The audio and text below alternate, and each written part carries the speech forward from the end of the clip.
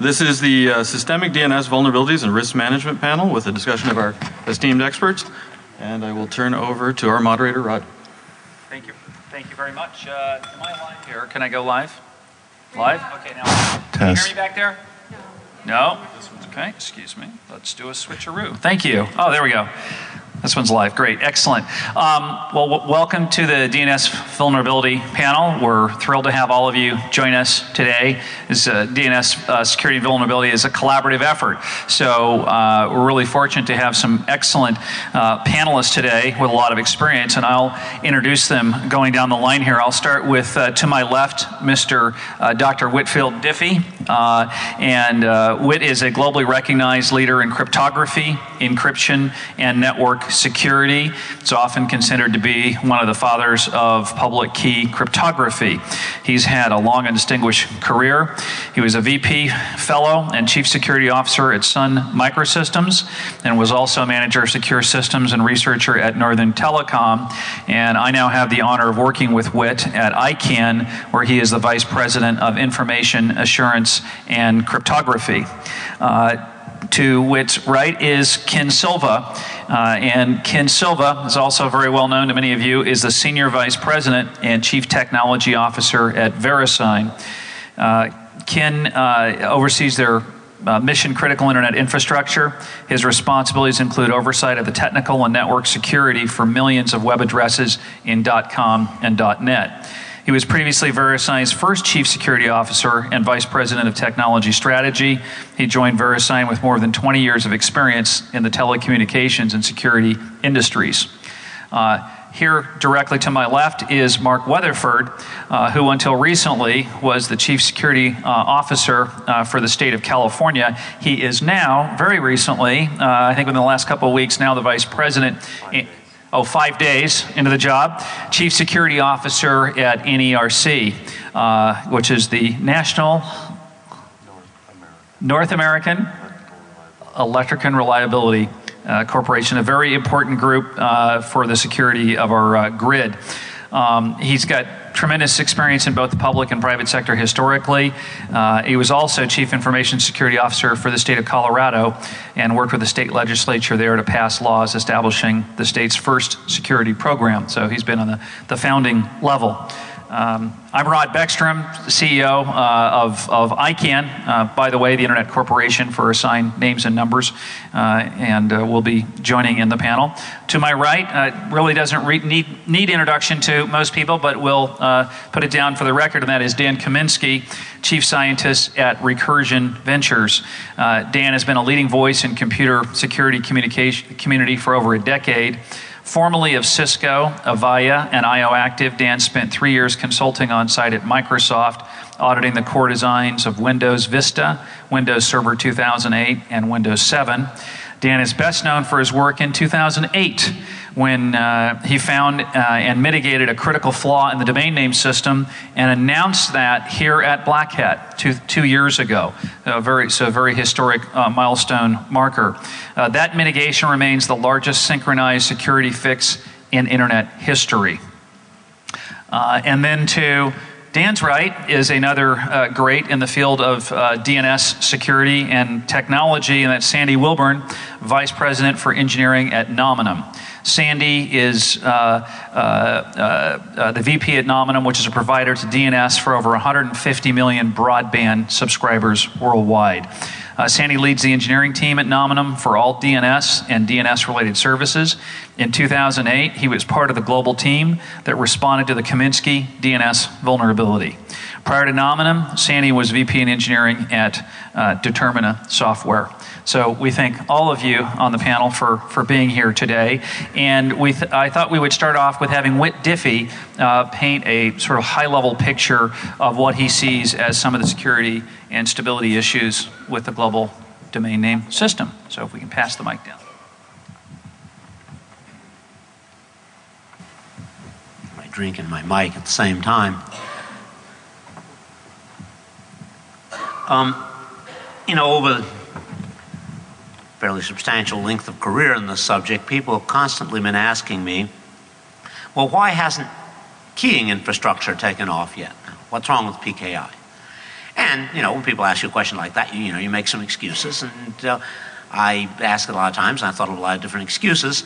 And the one I particularly liked for a long time, and I think it's true, is that it's a capital development problem. You get the benefit comes kind of down rear, and the costs are up front. So it's a bit hard to get it started. And after you get a certain amount of it, then everybody's going to begin to want it. So I was, look, all these people predicting we're going to see the knee of the exponential any time now.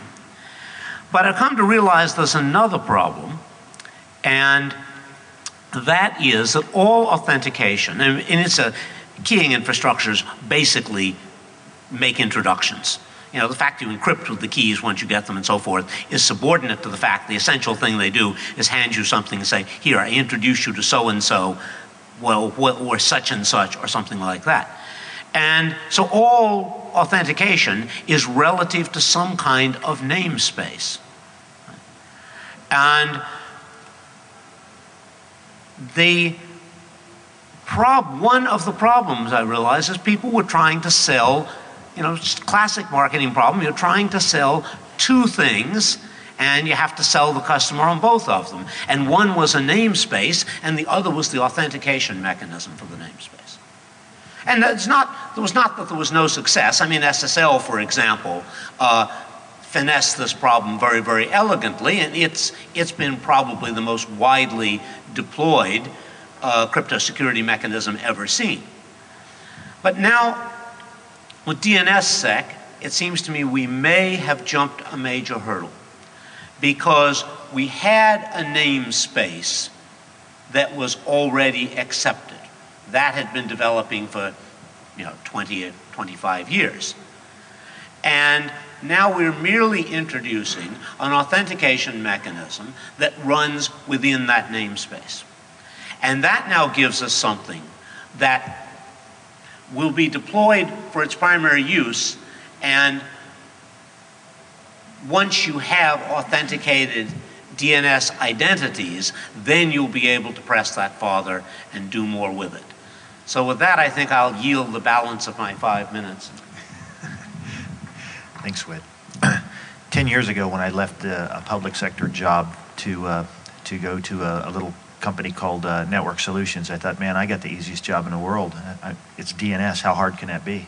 It's just some domain names, and don't you just use VI to edit them and call it a day? At that time, we were doing, we were doing about high-end speed, about 60,000 queries a second. Now we do over 1 million queries a second. But I've had the opportunity over the last 10 years to see over the last 10 years sort of how DNS itself has changed. Although the protocol has been largely unchanged, its usage has changed a lot. 10 years ago, it was a pretty big deal when ad networks were sort of using the domain name system to serve up different ads by just simply cycling through different domain names or different IP addresses from those domain names. And that turned out to be a pretty successful venture for them. But then other people got the idea that, hey, we could use DNS to do global site load balancing. We can use DNS to do a lot of things. So what we've seen is an increase sort of in the capacity that has been needed for the domain name system, not just because the number of users grows on the internet or the number of domain names grows on the internet, but because those users and those domains are doing so much more than they did before. So from a sort of a challenge perspective is you have a capacity growth issue where it's redoubling about every 16 to 18 months, where that's an interesting scalability challenge that you have to stay in front of, because if the DNS system doesn't work, then the internet doesn't work. It's pretty much that simple. But then coupled with that, so many users now are getting a lot of bandwidth from broadband. I mean, the definition of broadband used to be a lot lower than what people are actually using today. In fact, most cell phones can actually transmit speeds higher than what the US government, for example, originally classified as broadband. Those devices now become either an attack element or a query element for legitimate purposes, but either way, the growth in malicious traffic or attack traffic on the DNS infrastructure has outpaced that of the legitimate traffic. Now, that's not unexpected, and I think you'd find that in many of the industries.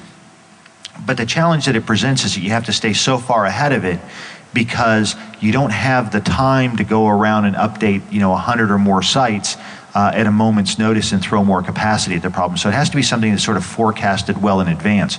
And DNS itself, up until now, really had no security associated with it. It used the UDP protocol, which was a completely stateless protocol, so addresses could easily be forged, and there was no validation that it was coming from any particular place, and so DNS was often used as a reflector attack against other victims, where you could send a relatively small query, and the answer coming from the name servers would be relatively large, so you could amplify an attack 8, 10, or even 64 times what it originally was. So DNS is both a victim and sort of an enabler, if you will, of other denial of service types attacks. So a lot of the research that's going on in this space is not just around how to secure the message itself, which DNSSEC does a very good job of, but also how to fortify the protocol itself in the longer term, and thinking sort of years down the road, what is that protocol going to look like so that it's less susceptible to the kinds of attacks that it is today. And with that, I think I'll turn the balance of my time over to the distinguished gentleman from California. And that would be the one to my right, Sandy. Hi. So I guess one of the things I wanted to say is, since we've got the panel here, is congratulations on signing the root, Rod and Whit. So that's a very important milestone for the security of DNS.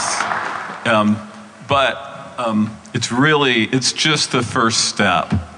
There are large numbers of deployment issues, I think, with DNSSEC. And it's an enormously important thing to do, but I think Whit actually said it pretty well, which is there's a large upfront cost in order to get there.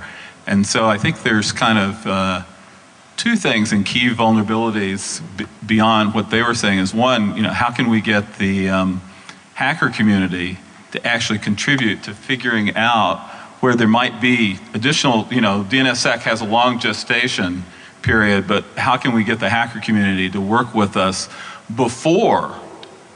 I think what was it? Maybe Jeff said something like this at the keynote. Oftentimes it's like 15, 20 years before we find some of the vulnerabilities in things, right? I mean, Dan's vulnerability in the DNS was there the whole time, right?